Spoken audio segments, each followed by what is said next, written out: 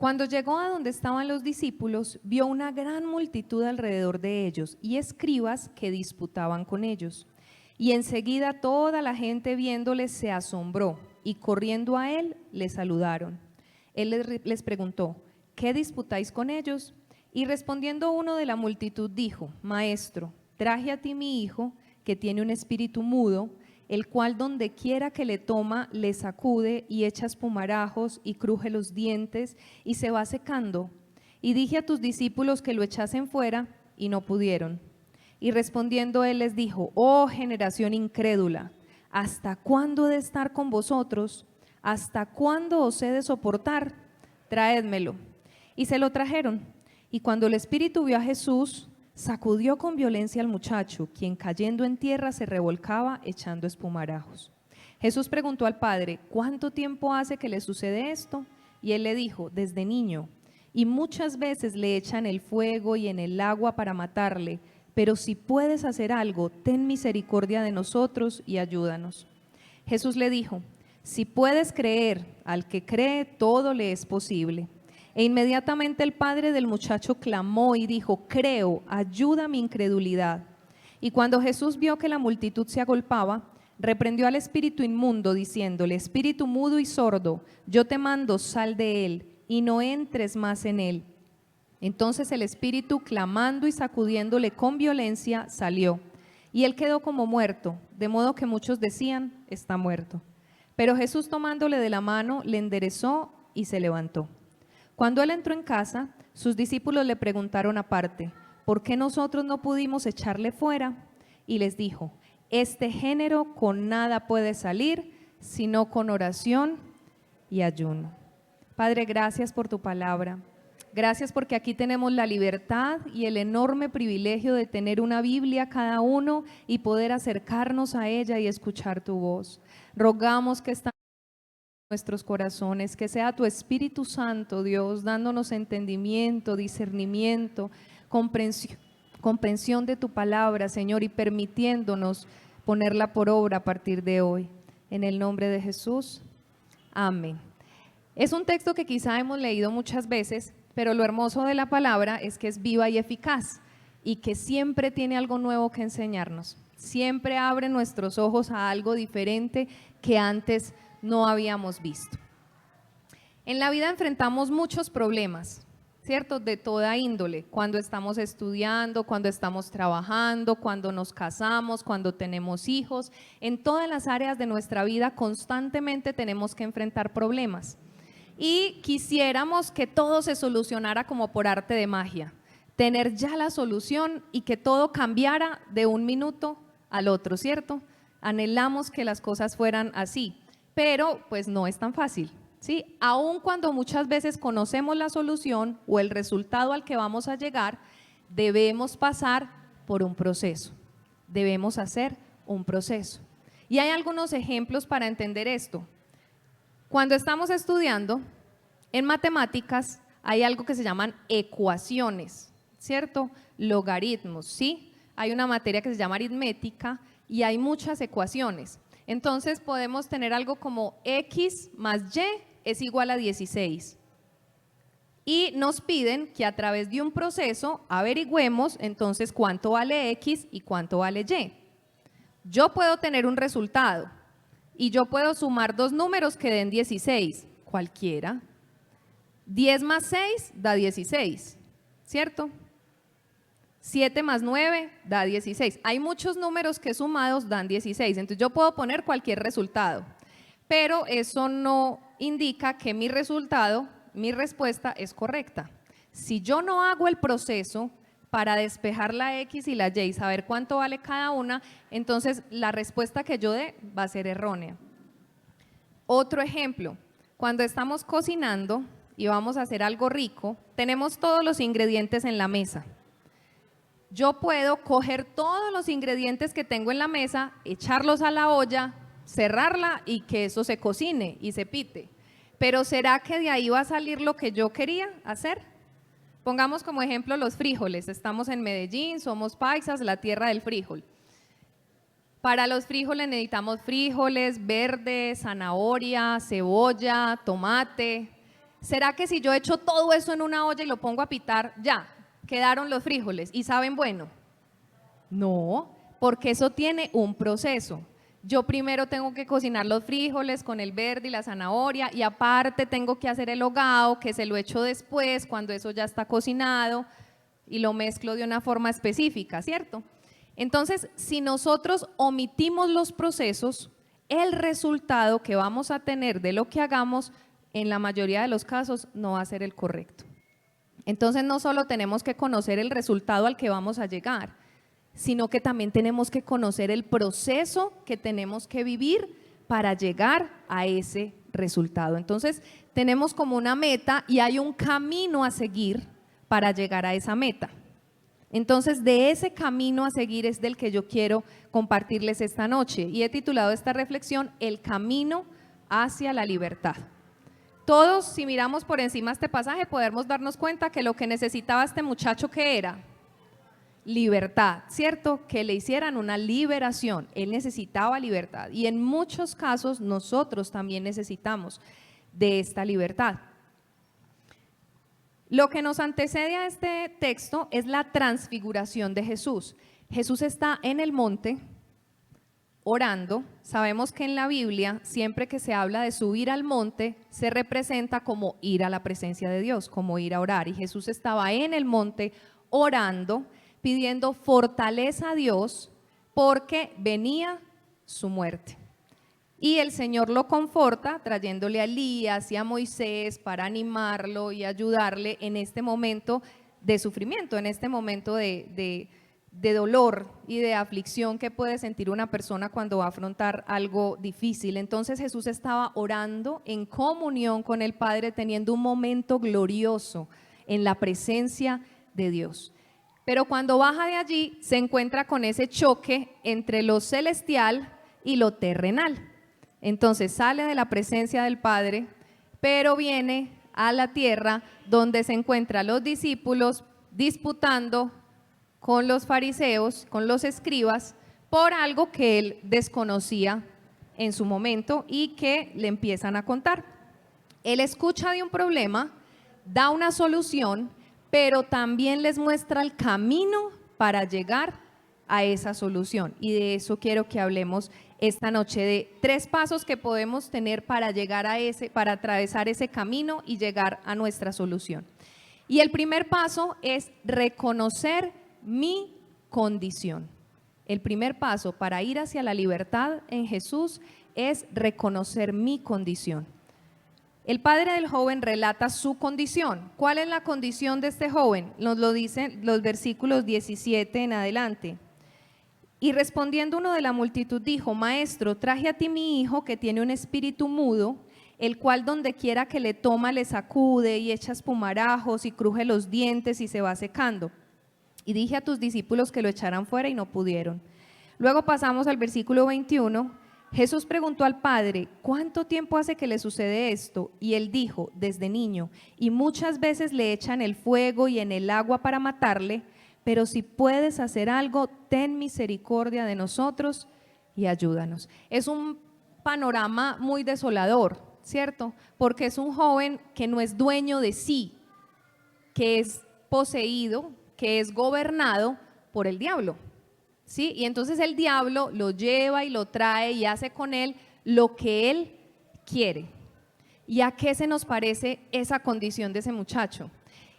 Podemos hacer un paralelo de la condición en la que estaba ese muchacho con la condición del hombre sin Dios. Cuando el hombre está sin Dios en su corazón, es llevado por doquier por Satanás, es gobernado por el diablo, aunque no lo creemos, ¿sí? Porque él nos hace ciegos a esa condición. Yo les invito a que vayamos al libro, a la carta de Efesios, carta de Pablo a los Efesios, capítulo 2, versículos 1 al 3.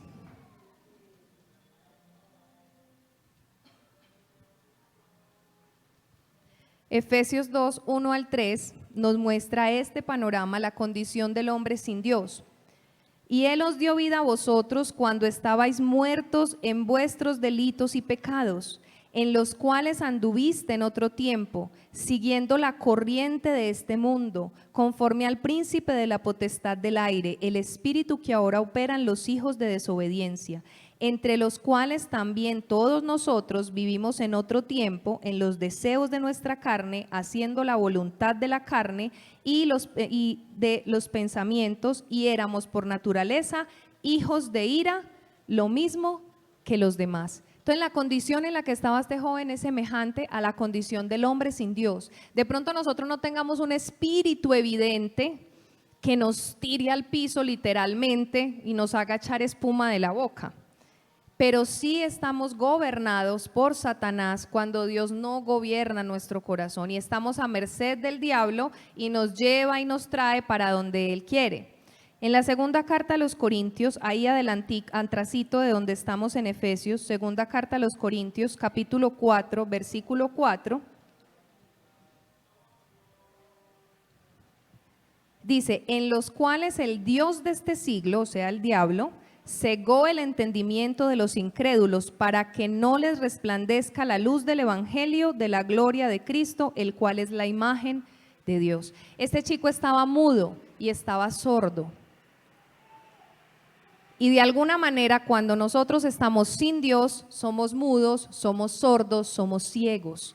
Estamos a merced del diablo. Entonces, lo primero que tenemos que hacer para caminar hacia la libertad es reconocer nuestra condición de pecado, nuestra condición de estar alejados de Dios y gobernados por Satanás. Luego, nuestro segundo punto en ese camino es conocer la solución a esa esclavitud en la que estamos. Noten que en el pasaje, el versículo 19 dice, y respondiendo él les dijo, oh generación incrédula, ¿hasta cuándo he de estar con vosotros? ¿Hasta cuándo he de soportar? Traédmelo. Y podemos ver en Jesús una actitud, llamaríamos en palabras de Mercedes, un poco asustadora y un poco brusca, ¿cierto? Ay, ¿hasta cuándo voy a estar con ustedes? ¿Cierto? Y hablaba yo con ella precisamente de eso, era como cuando uno le dice al niño, pero ¿cuántas veces te he dicho que no te montes en la mesa? Sí, no es que uno lo odie, no es que uno esté teniendo un sentimiento malo hacia el niño, sino que hemos pasado tanto tiempo caminando, hablando, tratando de enseñarte, ¿por qué no lo has podido entender? Entonces esa era como la situación de Jesús. Hemos caminado tanto tiempo, ¿cierto? Los discípulos habían estado tanto tiempo con Jesús, habían visto tantos milagros y todavía no sabían cuál era la situación para el muchacho. No habían podido ayudarle en esa situación. Entonces Jesús dice, listo, ya, no lo han aprendido, bueno, les voy a decir cuál es la solución. Versículos 23 y 24. Jesús le dijo, si puedes creer, al que cree, todo le es posible. Entonces, en este versículo Jesús dice, la solución es la fe, la solución es creer. Vamos al verso paralelo en el Evangelio según Mateo, capítulo 17, que nos explica más ampliamente esta solución que Jesús da. Mateo 17:20 es el texto paralelo de este pasaje, dice, Jesús les dijo, por vuestra poca fe, porque de cierto os digo que si tuviereis fe como un grano de mostaza, diréis a este monte, pásate de aquí allá y se pasará, y nada os será imposible. Entonces Jesús dice, la solución para este muchacho y para ustedes que no pudieron solucionarlo es la fe, pero no cualquier fe. No es fe en un hombre que consideramos poderoso y que puede hacer muchas cosas. A veces estamos enfermos y en vez de cerrar nuestros ojos y orar y pedirle con nuestro corazón al Señor que nos sane, llamamos a todo el mundo, llamamos al pastor, llamamos al líder y como si ellos pudieran hacerlo ellos mismos, como si fuera su voluntad sanarnos y no la de Dios.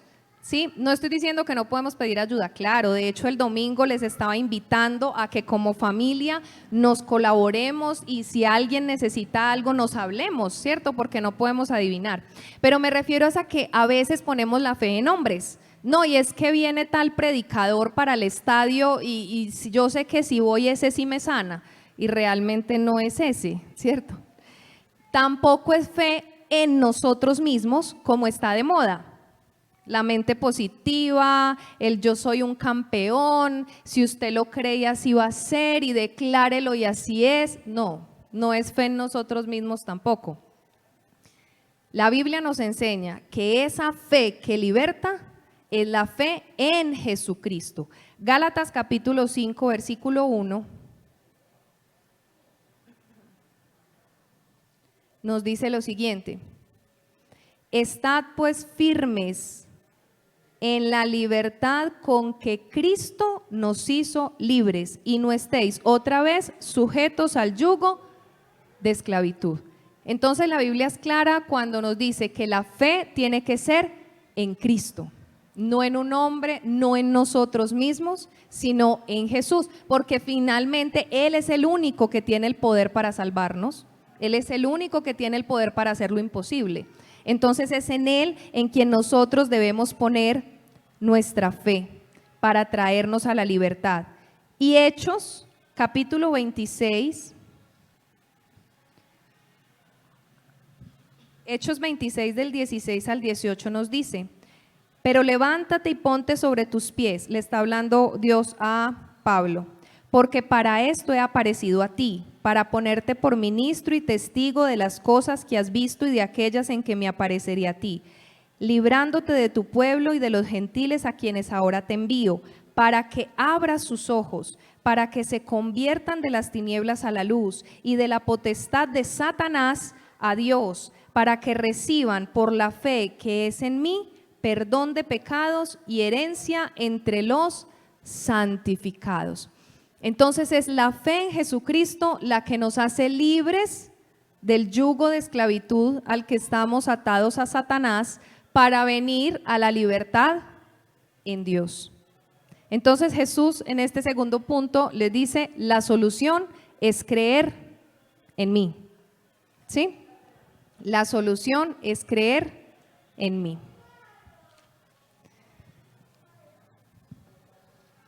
Luego vamos con nuestro tercer punto en este camino y es hacer el proceso. Entonces estábamos hablando de procesos al inicio, ¿recuerdan? Tenemos una situación, todos los ingredientes para hacer los frijoles y queremos este resultado, unos frijoles deliciosos, calados, muy ricos, pero tenemos que hacer el proceso que va en la mitad para llegar a ese resultado. Tengo que conocer la receta y seguir esa receta paso a paso para poder llegar a ese resultado. Si yo me salto algo en la receta, no va a quedar igual de bueno. ¿Sí? Yo creo que a las mujeres que somos las que más cocinamos nos ha pasado. Nos dan una receta de alguna comida bien rica y uno la hace y uno ve que eso no me sabe igual. Y se va uno a mirar, es que me faltó tal cosa. Es que yo no hice esto que decía aquí. Entonces, ese proceso tiene que hacerse en la forma correcta, en la forma que nos lo indican para poder llegar a ese resultado. Entonces, este tercer punto, después de conocer mi condición, reconocer mi condición, conocer la solución a la que quiero llegar, es hacer el proceso para llegar a esa solución. Ya vimos que es necesario, ¿cierto? Ya vimos que la solución que da Jesús es la fe en Él. Ahora, ¿cómo llego a tener esa fe que mueve montañas? Que dice Mateo 17. ¿Cómo llego a tener esa fe que le hizo falta al papá del muchacho? Porque dice, creo, pero ayuda a mi incredulidad. O sea, yo creo, pero no creo suficiente, no del todo. Ayúdame. Esa fe que le hizo falta a los discípulos para echar fuera al demonio. ¿Cómo llego a tener ese tipo de fe? Esa fe que puede mover montañas. Entonces tengo que hacer un proceso que Jesús nos dice cuál es.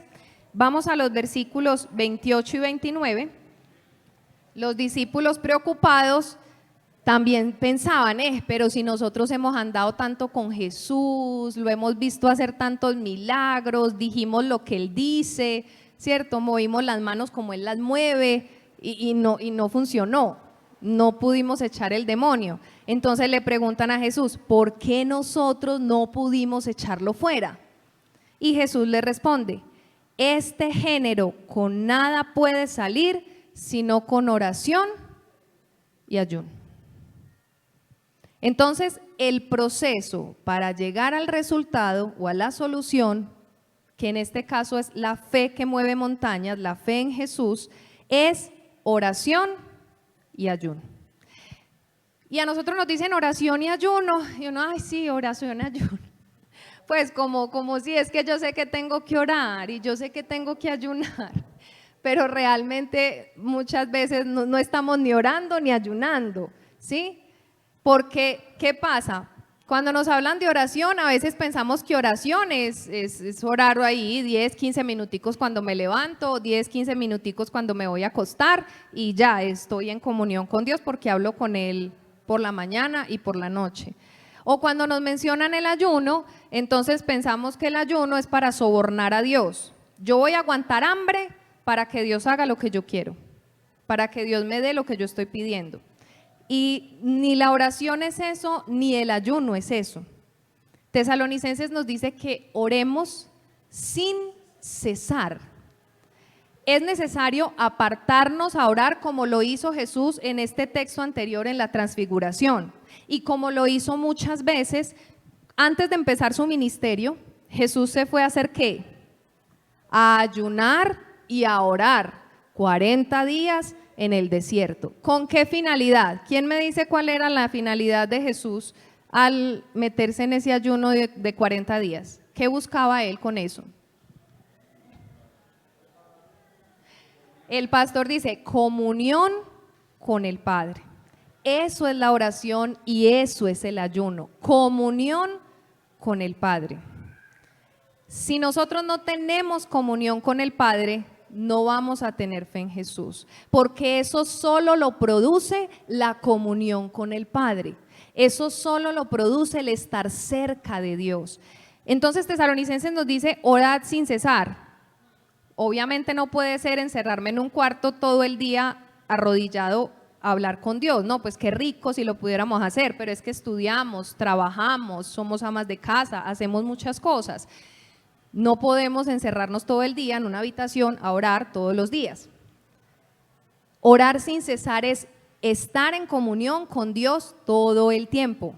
Sí, necesitamos sacar espacios como lo hizo Jesús, donde estemos aparte de todo el mundo, encerrados, hablando solo con Dios. Y eso debe ser diario, en el momento en que nosotros veamos que nos queda más fácil en el día, si me tengo que levantar un poquito más temprano o si me tengo que acostar un poquito más tarde, eso es necesario. Pero también es necesario pasar todo el día en comunión con Dios, pensando en Dios, haciendo lo que le agrada a Dios, ¿sí? Y es tener una vida de oración. Y el ayuno es buscar comunión con Dios. ¿Sí? La mayoría de los ejemplos que tenemos de ayuno en la Biblia es de personas que se arrepintieron de su pecado y ayunaron para estar en comunión con Dios, para que el Señor les limpiara, para que el Señor les perdonara y les restaurara espiritualmente. Pero ahora hemos dañado el concepto del ayuno y a veces se le enseña a la gente que tiene que dejar de comer para hacerle como una huelga de hambre a Dios, ¿cierto? Entonces yo voy a dejar de comer, voy a ayunar para que Dios me dé lo que yo quiero y realmente ese no es el propósito del ayuno en la Biblia.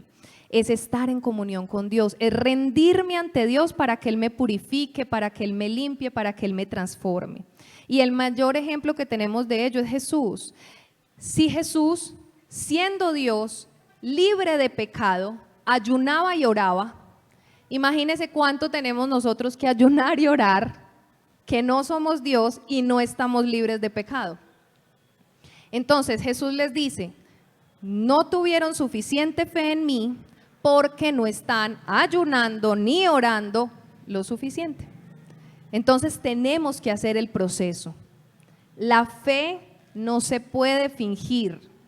La fe solo se consigue a través del proceso correcto. Y el proceso correcto para aumentar nuestra fe es el ayuno y la oración. En una sola frase resumido, estar en comunión con Dios. Efesios capítulo 3, versículos 14 al 19, Pablo nos habla magistralmente de este tema de la oración. Efesios 3, versículos 14 al 19 dice: por esta causa doblo mis rodillas ante el Padre de nuestro Señor Jesucristo, de quien toma nombre toda familia en los cielos y en la tierra, para que os dé, conforme a las riquezas de su gloria, el ser fortalecidos con poder en el hombre interior por su Espíritu, para que habite Cristo por la fe en vuestros corazones, a fin de que arraigados y cimentados en amor, seáis plenamente capaces de comprender con todos los santos cuál sea la anchura, la longitud, la profundidad y la altura, y de conocer el amor de Cristo, que excede a todo conocimiento, para que seáis llenos de toda la plenitud de Cristo. Pablo estaba convencido que solo doblando rodillas, estando en comunión con Dios, vamos a ser fortalecidos en nuestra fe. Lo dice aquí literalmente. Entonces, hay algo impactante aquí que es importante. Hemos estado hablando que la condición del joven es un paralelo del hombre sin Dios, ¿cierto? De la condición del hombre sin Dios. Entonces podríamos pensar, yo ya soy salvo, yo no estoy gobernado por Satanás, entonces esa palabra no es para mí porque yo ya acepté al Señor en mi corazón, yo creo en Jesús y soy salvo, ya no soy gobernado por el diablo. Sí y no. ¿Por qué? Hemos sido salvos, ¿sí? Ya no somos gobernados por el enemigo. Pero si no nos mantenemos en esa salvación, si no permanecemos en ayuno y en oración, podemos volver atrás y volver a ser gobernados por Satanás. En el texto que tenemos, Marcos 9, el versículo 25, dice: y cuando Jesús vio que la multitud se agolpaba, reprendió al espíritu inmundo diciéndole: espíritu mudo y sordo, yo te mando, sal de él y no entres más en él. La única forma en que el diablo no puede entrar más en nuestra vida y no puede volver a gobernar nuestra vida es estando en comunión con el Señor. Gálatas 5:1 lo leímos ahora y Pablo dice, Pablo aconseja, no, mantengan su fe en Cristo para que no vuelvan a la esclavitud, ¿cierto? Entonces, si nosotros no permanecemos en ayuno y oración para que nuestra fe en Cristo sea fortalecida, podemos volver atrás y volver a ser gobernados y esclavizados por Satanás. Efesios capítulo 6, versículo 6, nos habla de la armadura de Dios y dice, 6:16, Efesios 6:16. Sobre todo, tomad el escudo de la fe, con que podáis apagar todos los dardos de fuego del maligno. ¿Con qué apagamos o distanciamos los ataques del diablo? Con la fe en Jesucristo. Entonces, no solo la fe en Jesucristo nos salva, sino que la fe en Jesucristo nos guarda, nos mantiene en pie. Pero tenemos que vivir en ayuno y oración para que esa fe en Jesucristo no mengüe y volvamos a la esclavitud del mundo. Entonces es necesario que todos los días pensemos, ¿cómo está mi comunión con Dios? ¿Cómo está mi tiempo de oración y de ayuno? ¿Estoy viviendo conforme a lo que el Señor quiere que yo viva? ¿Estoy viviendo conforme a lo que la palabra me enseña? ¿O por el contrario, me estoy alejando, me estoy distanciando, mi fe está menguando y puedo volver a caer en la esclavitud del diablo? Para terminar, quiero leer Mateo capítulo 26, versículo 41. Y es algo que trato de aplicar para mi vida. Yo una vez le dije a mi esposo, mi amor, es que uno se tiene que obligar a orar. Le dije así. Y él quedó marcado con eso. Y en algún momento me dijo, es que, ay, sí, es que si uno no se obliga, no lo hace. Mateo 26:41 dice, velad y orad para que no entréis en tentación. El espíritu a la verdad está dispuesto, pero la carne es débil. Ayunar y orar es apasionante porque es estar con nuestro amado, con nuestro Salvador. pero nuestra carne no piensa lo mismo. Nuestra carne es débil. Entonces hay que arrastrar la carne hacia lo que el Espíritu llama, hacia lo que debemos hacer. ¿Es fácil? No, no es fácil. Pero después de que usted lo hace, se da cuenta el gozo y la bendición que hay en mantener una vida de oración y ayuno, de estar en comunión con Dios. Y es lo único que fortalece nuestra fe. Entonces, si queremos, para quienes no conocen a Dios todavía, si quieren ser libres, deben reconocer su condición, conocer la solución y hacer el proceso. Y para nosotros que ya somos libres en Jesús, porque lo hemos aceptado en nuestro corazón, si queremos mantenernos en esa libertad y no volver a la esclavitud de Satanás, también tenemos que reconocer todos los días cómo está mi corazón, cuál es mi condición, ¿sí? Conocer la solución que Dios me da para cada cosa estudiando su palabra y hacer el proceso para llegar a esa solución, que es mantener nuestra vida en ayuno y oración, en comunión con el Señor.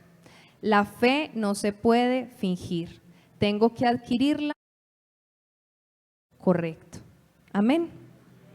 Señor, te damos muchísimas gracias por tu palabra. Tú eres bueno, tú eres fiel, tú eres misericordioso, Dios, y nos das el privilegio de escuchar tu voz, nos das el privilegio de estar en comunión contigo, de tener intimidad contigo, Señor.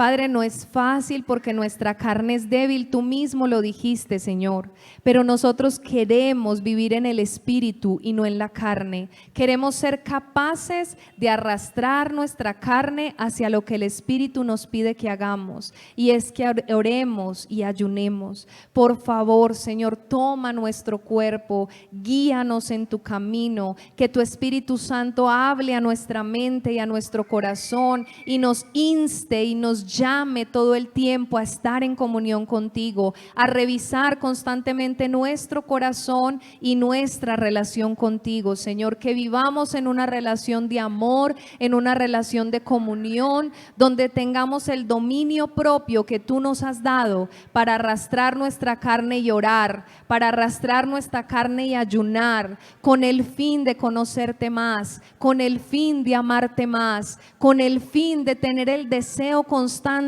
de hacer tu voluntad, que es buena, agradable y perfecta. Ayúdanos cada día, Señor, a vivir para ti, oh Dios, a regocijarnos en tu presencia, y que tú seas el centro de nuestra vida, que tú seas el centro de nuestro corazón, Señor. Te amamos y te damos muchas gracias por tu palabra, en el nombre de Jesús. Amén y amén. Dios les bendiga.